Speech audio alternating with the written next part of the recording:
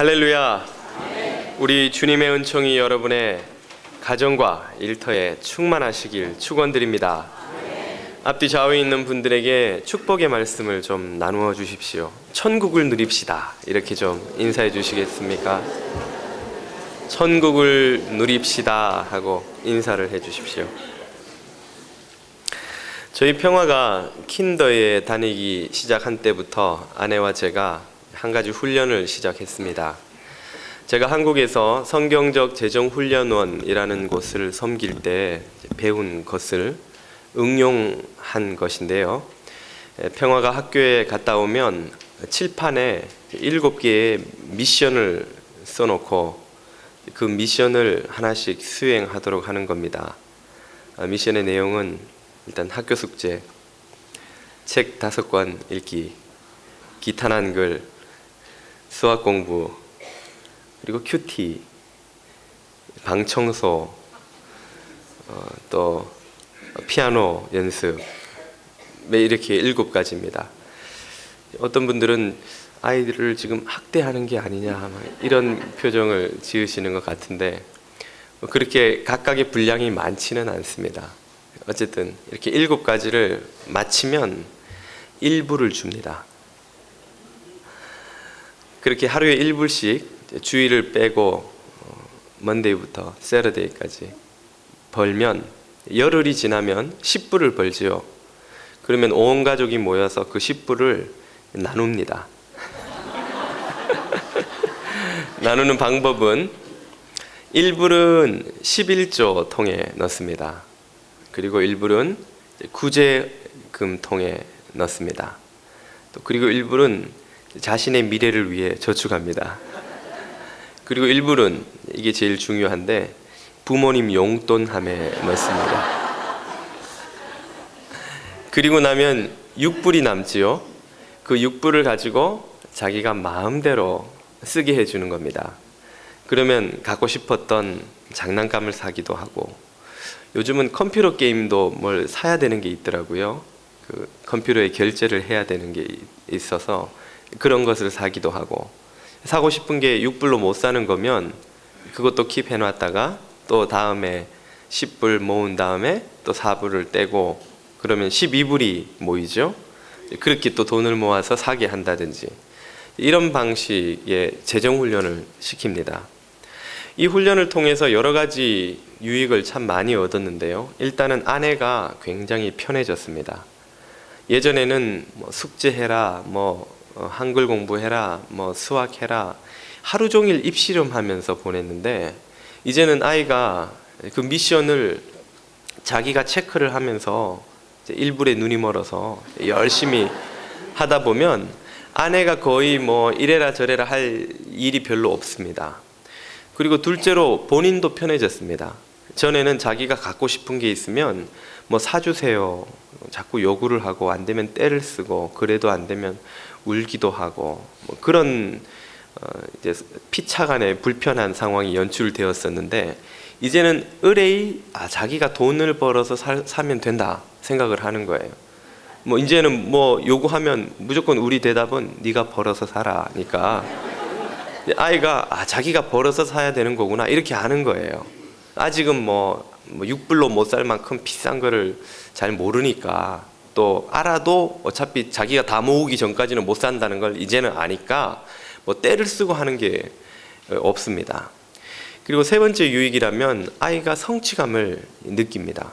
하나씩 동그라미를 칠 때마다 내가 이거 했다 이런 그 어떤 기쁨을 느끼는 거예요. 그리고 제가 저녁에 들어가면 묻거든요. 오늘 1불 벌었니? 그러면 벌었다고. 그러면 하이파이브 해주고 인커리지 해주고 얼마 모았냐고 관심을 가져주고, 그러면 아이가 자기가 하는 걸 굉장히 즐겁게 성취감을 느끼면서 하는 유익이 있습니다. 네 번째는 재정훈련이 됩니다. 무엇이든지 얻으려면 자기가 땀을 흘려야 된다는 걸 아이가 배우는 거예요. 그리고 장난감을 사도 예전에는 엄마 아빠가 사준 거니까 귀한 줄을 몰랐는데 이제는 내가 피땀 흘려 산 거기 때문에 이걸 함부로 버리고 하지 않고 귀하게 여기는 겁니다. 자기가 산 거니까, 또 자기 돈이 나가는 게 눈에 보이니까 그 귀하게 여기고, 그리고 자기가 현재 몇 불 모았는데 저걸 살려면 앞으로 몇 불이 더 필요하다, 이런 계산이 되니까 그러면서 재정 훈련이 되는 것, 이것이 또 유익이라면 유익이고, 다섯 번째 유익은 이제 공부의 훈련이 됩니다. 이 기타 한글, 영어 책 읽기, 이런 공부들이 예전에는 시간이 굉장히 많이 걸리고 그래도 잘 안 끝나고 그랬었는데, 요즘에는 이제 평화에게 이제 수요일과 토요일은 게임 데이로 게임을 할 수 있게 해줍니다. 그런데 게임도 이 7가지 미션을 끝내야 하기 때문에 이 아이가 아침에 일어나면 학교 가기 전에 6개를 다 끝내버리는 거예요. 숙제는 어차피 갔다 와야 뭐가 나오니까 6개는 다 끝내버립니다. 그리고 우리 집에서는 제 아내가 제일 늦게 일어나는데요, 이제 밤에 계속 셋째 수유를 하다 보면 자다 깨다 하니까 아침에 좀 늦게 일어나기도 합니다. 그럼 아이가 깨우는 거예요. 큐티는 엄마랑 같이 해야 되거든요. 교재가 혼자 못하는 거라서. 요즘은 좋은 큐티 교재가 참 많이 나와 있습니다. 아이들용으로도. 그러니까 엄마가 도와줘야 되니까 엄마한테 큐티 하자고 이제 깨워요. 왜 엄마는 늘 늦잠을 자냐고. 빨리 이거 끝내놔야 내가 학교 갔다 와서 숙제 마저 끝내고 게임을 할 수 있는 거예요. 그래서 수요일 토요일은 학교 가기 전에 거의 다, 토요일은 학교도 안 가니까 거의 다 끝내버립니다. 그러니까 예전에는 하루 종일 걸렸던 거를 거의 반나절 안에 다 끝내버리고 자기가 하고 싶은 걸 마음껏 하는 거예요. 그러다 보니까 공부도 훨씬 쉽게, 즐겁게 자기 성취감을 느끼면서 할 수 있는 유익이 있었습니다. 여러 가지 유익이 더 있지만 한 가지만 더 언급을 하자면, 신앙 훈련이 저절로 되는 유익이 있다고 저는 믿습니다. 처음에 시작할 때부터 왜 일부를 11조를 해야 하는지, 또 구제금을 넣어야 하는지 이제 아이들에게 잘 설명을 해주고 이제 시작을 하기 때문에, 지금은 그 아이가 돈이 귀하다, 돈이 아깝다, 이런 개념이 없어요. 그러니까 당연히 10불 중에 1불은 11조로 구제금으로, 용돈으로, 부모님 용돈으로 이렇게 나가는 겁니다. 그러다 보면 그것이 그 아이의 가치관과 이 습관에 자연스럽게 배어드는 것이죠. 한마디로 훈련이 되는 것이죠. 그렇게 잘하면 나중에 커서 자기가 10만 불을 벌어도 10만 불을 떼어놓는 게 어렵지 않습니다. 10만 불 중에 1만 불을 떼어놓는 게 어렵지 않습니다. 그게 습관이 되면 자연스러운 거예요. 제 예를 들면, 저는 대학교 때 처음 부모님께 용돈을 받으면서 11조를 떼야 되겠다, 내가 벌기 전에 떼야 되겠다, 이 생각을 하니까 그 후에 제가 돈을 벌어도 이걸 11조 떼놓는 게 아무 불편함이 없어요. 그냥 당연히 11조는 그냥 의뢰이 나가는 겁니다. 그게 문제가 아닌데, 구제금을 제가 떼놓지는 않았습니다. 근데 나중에 신앙생활을 하다가 구제금을 떼야 되겠구나. 근데 이게 훈련이 안 되니까 구제금을 뗄 때마다 고민이 되는 거예요. 이번 달은 어려운데 이만큼 뗄 수 있나? 이런 식의 고민이 항상 되고, 근데 만약에 제가 평화처럼 훈련을 받았다면 구제금도 11조처럼 뗄 수 있는 겁니다. 그게 훈련이 안 되면 어려워지는 것이죠. 이제 평화의 삶에 이러한 훈련이 저절로 어릴 때부터 되게 하는 것, 이것이 아마 가장 큰 유익이 아닐까, 저는 그렇게 믿습니다. 이런 훈련의 목적은 평화의 삶에 바른 질서를 세우기 위한 것이죠. 삶에는 질서가 있기 마련입니다. 우리는 질서 속에서 살아가는데요, 게으름 사람은 그 나름대로 질서가 있습니다. 여러분, 어떤 방에 들어가면 막 난장판이 되어 있는 것 같아서 이런 데서 어떻게 사냐고 하지만, 그 사람은 그 안에 다 질서가 눈에 보입니다. 뭐가 어디 있는지 다 보이는 거예요. 막 이 엉망을 해놓고 살아도 그 사람은 금방 찾습니다. 왜냐하면 그 혼돈 속에 질서가 있기 때문에 그런 것이죠. 우리 인생도 마찬가지입니다. 게으른 사람은 막 아무 생각 없이 사는 것 같지만 나름대로 게으름의 질서가 있습니다. 어떤 종류든 우리는 질서를 가지고 살아가는데, 문제는 그 질서가 유익하고 좋고 바른 것이냐, 아니면 잘못되었고 왜곡되었고 나쁜 것이냐의 문제인 것이죠. 우리가 탐욕을 부릴 때는 탐욕에도 질서가 있고, 음욕을 부릴 때는 음욕에도 질서가 있고, 나름 삶을 지탱하는 질서는 다 있기 마련입니다. 그러므로 성공적이고 행복한 인생의 비결이 있다면 그것은 바르고 건강한 질서를 그 삶에 세우는 것이라는 것이죠. 그렇게 하기 위해서는 무엇이 필요합니까? 훈련이 필요한 것입니다. 우리가 좋은 습관을 가지고 바르게 살아야 되겠다고 결심 안 해서 그렇게 못 사는 사람이 어디 있습니까? 다 올해는 담배 끊어야지, 올해는 다이어트 해야지, 올해는 영어 하루에 몇 분씩 공부해야지.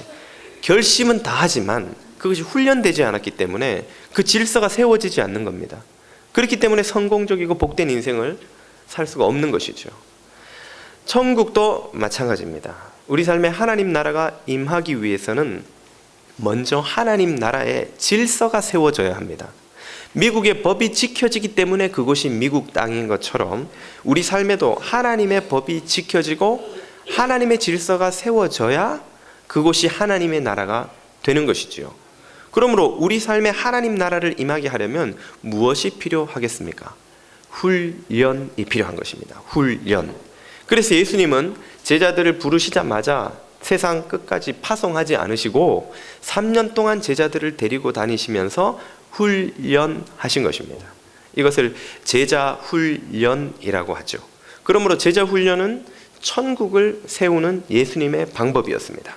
그리고 이것이 오늘 우리 교회의 두 번째 비전이자 전략인 것입니다.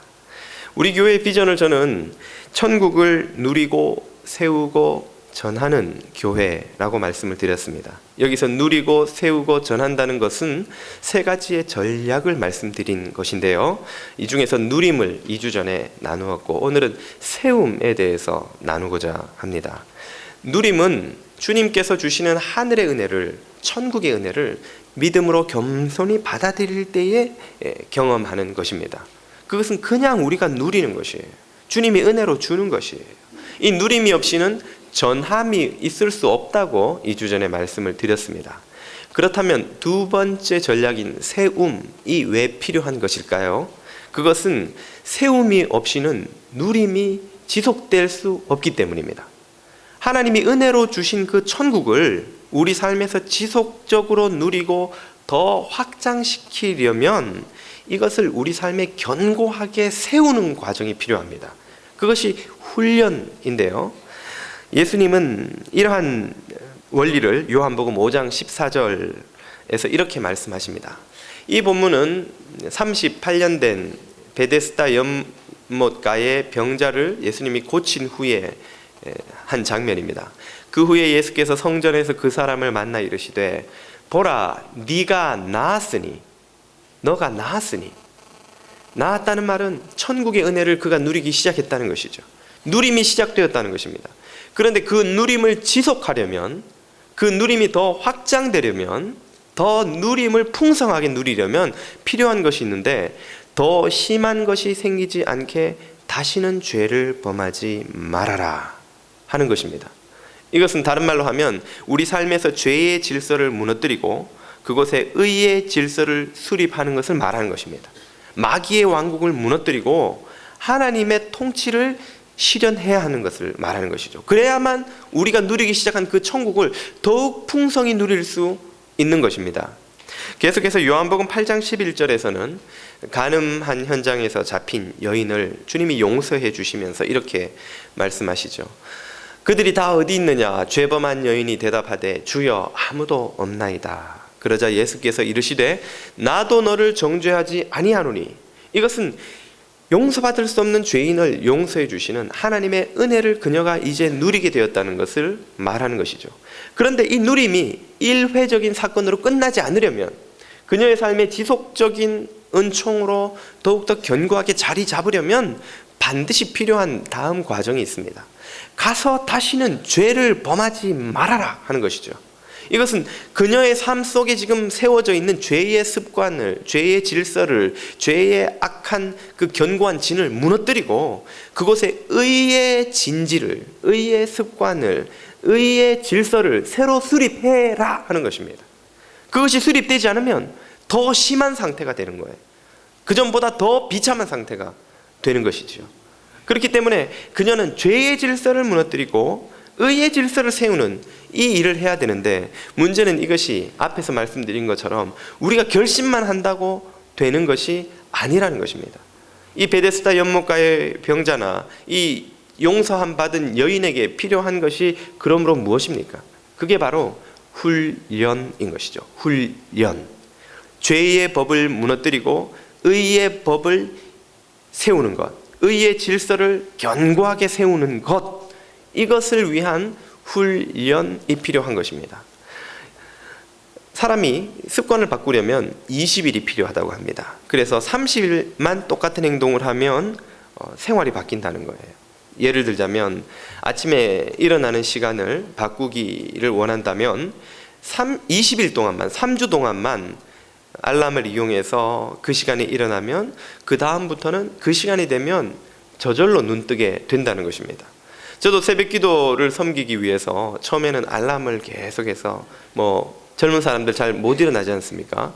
알람 없이는 못 일어났던 거예요. 그런데 한참 훈련을 하다 보니까 지금은 알람을 안 켜놔도 그 시간이 되면 저절로 눈이 뜨여집니다.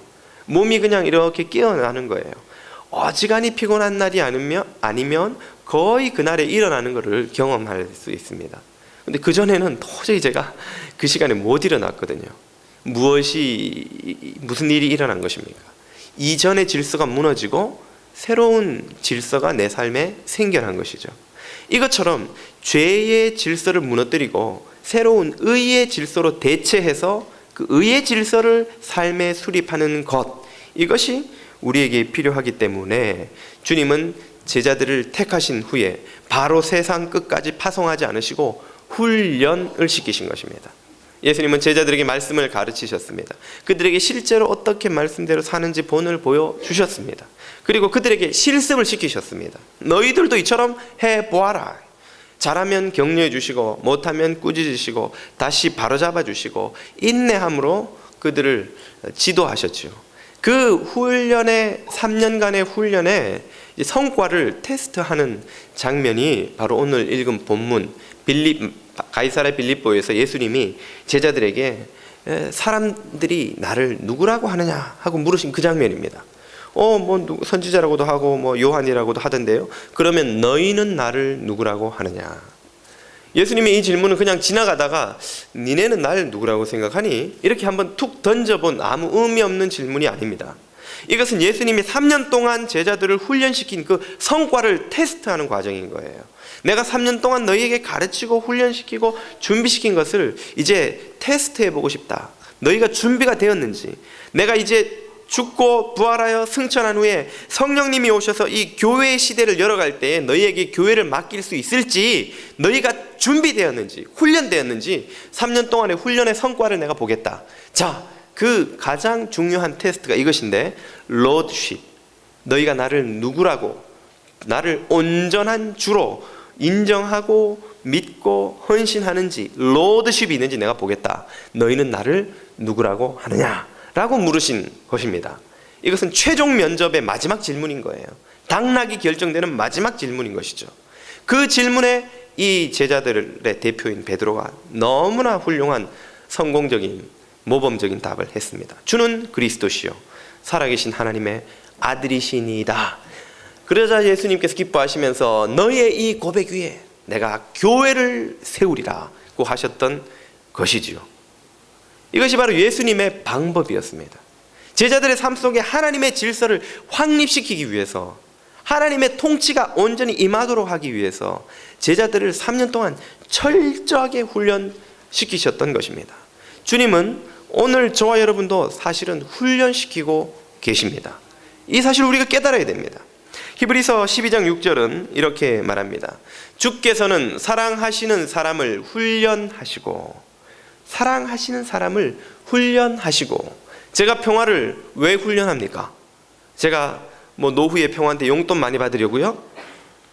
그런 의도도 없지는 않습니다만은 그보다 더 중요한 것은 평화에게 참된 바른 질서를 그의 삶에 수립하게 해서 그가 행복하고 성공적인 삶을 살도록 하기 위함 아니겠습니까?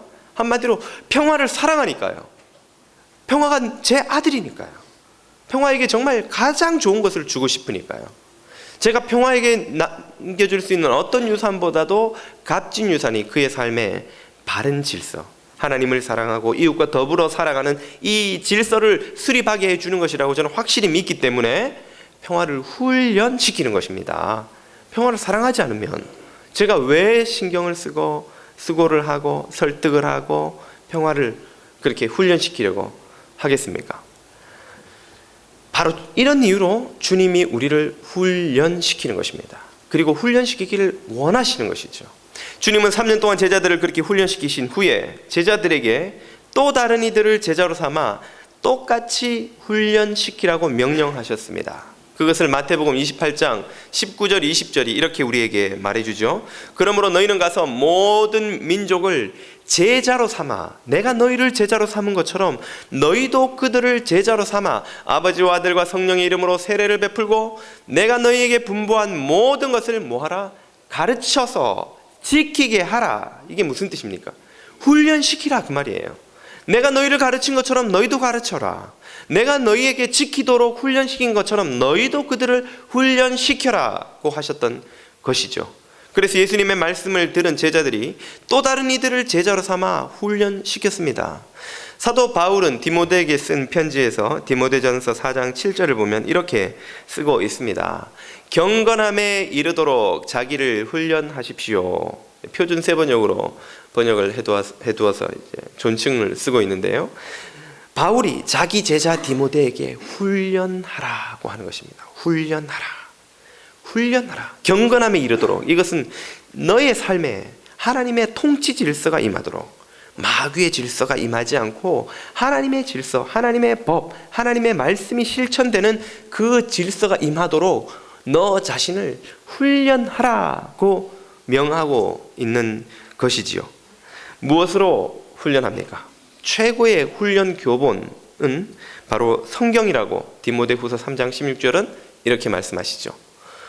성경은 전부가 하나님의 계시로 이루어진 책으로 진리를 가르치고 잘못을 책망하고 허물을 고쳐주고 올바르게 사는 훈련을 시키는데 유익한 책입니다. 올바르게 살도록 훈련시키는데 성경보다 더 유익하고 좋은 교본은 없는 것입니다. 군대 가면 군인들은 훈련을 받는데 그 모든 훈련은 다 교본에 의한 것입니다. 그냥 무조건 막 뛰라고 훈련시키지 않습니다. 총 쏘는 법, 총 검술하는 법, 적의 진지를 탈환하는 법, 우천시에 대처하는 법, 눈 속에서 텐트 치고 살아남는 법, 적과 싸우는 법. 그 교본대로 훈련을 받은 사람들이야말로 훌륭한 군인이 되는 것이고, 그 중에서도 특별히 더 강인하고 정확하게 훈련받은 사람들을 장교나 혹은 특공대로 뽑는 것이죠. 그러므로 뛰어난 군인이 되려고 하면 할수록 더 철저하게 교본을 의지해서 훈련을 받게 되어 있습니다. 그래서 사병들은 훈련도 보통 6주밖에 안 시키고 교본도 가장 심플한 것만 가르칩니다. 그러나 장교는 보통 7개월, 8개월 길게는 훈련을 받고 교본을 철저하게 훈련을 시키죠. 그러므로 사병들이 모르는 것도 장교들은 다 압니다. 사병들은 그냥 장교들이 쏴 그럴 때 방아사만 당기지만 장교의 머릿속에는 적의 진지와 우리 진지와 그 거리와 포의 거리와 보병의 진격로와 비행기 폭격의 요청과 이 모든 것들이 다 종합적으로 들어가 있어야 하는데, 그것은 철저하게 교본을 가지고 훈련받지 않으면 절대로 이룰 수 없는 수준인 것이죠. 마찬가지입니다. 주님께서는 우리를 군중으로 살다가 끝나도록 부르시지 않기 때문에, 주님은 우리를 당신의 제자로 부르셨기 때문에 그 제자로서 쓰임받기 위해서는 최고의 교본인 성경을 통해서 철저하게 훈련받아야 하는 것입니다. 이 성경을 통해 훈련받지 않고는 예수 그리스도에게 쓰임받는 제자가 될 수 없는 것이죠. 제자는 태어나는 것이 아니라 훈련으로 되는 것입니다. 날 때부터 제자가 없습니다. 날 때부터 특공대가 있지 않는 것처럼 날 때부터 제자는 아무도 없습니다. 주님의 훈련을 받은 사람이 제자가 되는 것입니다. 더 강한 훈련을 받은 사람이 더 쓰임받는 훈련을 되는 것입니다. 더 특별한 훈련을 받은 사람이 더 견고한 마귀의 진을 무너뜨리는 선봉장이 되는 것입니다.